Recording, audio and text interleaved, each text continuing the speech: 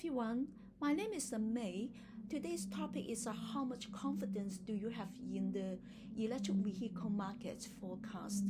I believe that you are interested in understanding the confidence level in your EV forecast. I will share some of my analysis with you.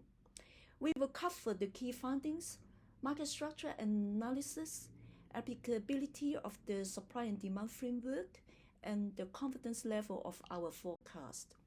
Let's begin understanding what the supply and demand framework is. The definition, the law of supply and demand states that in an efficient market, the quantity supplied and the quantity demand of a certain good are equal.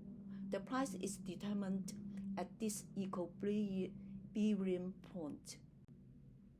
Let's begin by reviewing the key findings of the market. This diagram shows the supply and demand trend. On the left side, the different factors that affect the supply are GPD, production cost, battery improvement, supply chain policies. Then we can decide the price determination that called perspectives. But before we plan our perspective, we need a measurement tool that is equilibrium price and quantity. Let's have a look at the diagram. The bottom yellow is equilibrium price and quantity. It looks like a scale in this diagram. When supply goes up, demand will go down. So at this equilibrium, it can give us a balance point to decide the right price for the price determination of supply. We look at the right side of the demand chains. And what factors influence consumer preference that influence the demand quantity? Let's see the factors including cost, fuel price, charging infrastructure, tax incentive, and battery improvement. The next step, we can plan the demand determination. As the demand is elastic because the behavior influences that demand. So what affects the behavior? That is advertising and social norms. As the behavior is unstable, so we will call it elastic demand. After we collect the key findings, then we use equilibrium quantity to make a price determination of demand. Is the market for EV perfectly competitive? It's not, because EVs operate in an oligopoly market structure, and they are excludable goods. The reason, because a few dominant players such as Tesla, Nissan, GM vehicles. Product differentiation like battery capacity, range, features, and brand reputation, and require substantial investment in R&D. So have a look at the market structure analysis. Is the supply and demand framework is still applicable? Yes. It's because the supply and demand framework is a useful approximation, even in an oligopoly, to understand price and quantity dynamics in the EV market. Here's how factors that affect equilibrium price quantities. Look at the diagram. In the middle red color, there is a multi-factor including GDP, interest rate, currency, inflation, etc. The multi-factor can affect the supply and demand determination. Have a look what influence the multi-factor, including macro, micro, economic interrelate to influence the multi-factor. Take a look at the green in the middle. The yellow color is equilibrium tool is useful to apply to supply and demand to let us understand the price and quantity dynamic in the EV market. Have a look at the GDP diagram from now to 2034.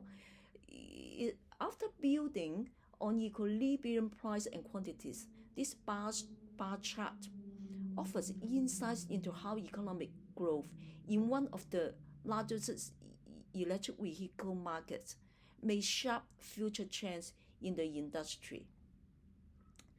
Take a look at this diagram.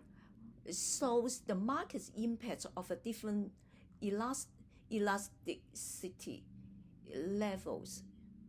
So, like a range, uncertainty about price, social influence that is all factors to influence the demand for electricity in future. So, what's the purpose of the EV business? Reduce reliance on fossil fuels, decrease greenhouse emission, mitigate climate change, drive innovation in transportation technology. So why emergent shift in the EV market? Because from profit maximization to stakeholder capitalism, because of innovation and sustainability. For example, Tesla shows how innovation and sustainability lead to EV market success. The shift to the stakeholder capitalism merges profit with social responsibility, linking long-term profitability to societal well-being. How confident am I in this electric vehicle market's forecast? Despite several key uncertainties, there's an 80 to 90% confidence in the shift toward the EV market. Challenges such as infrastructure development and the impact of battery production, data privacy issues. For example, GM's recently lawsuits in Texas, like Tesla's profits have decreased over the past 2 years. So have a look at the limitation of the supply-demand framework. Assume small firms and consumer overlooking monopolies and oligopolies.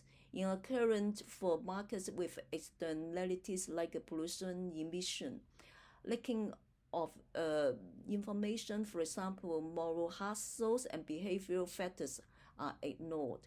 So the challenges like battery limits affect EV range and life cycle. Requires more charging stations, inconsistent government policies create uncertainty, geopolitical risk. So recommendation like promoting EVs aims to reduce the environmental and health impacts of ICE vehicles, such as pollution and emissions. For example, governments impose Piggyback taxes on ICE vehicles while offering tax incentives to EV buyers to support the EV market.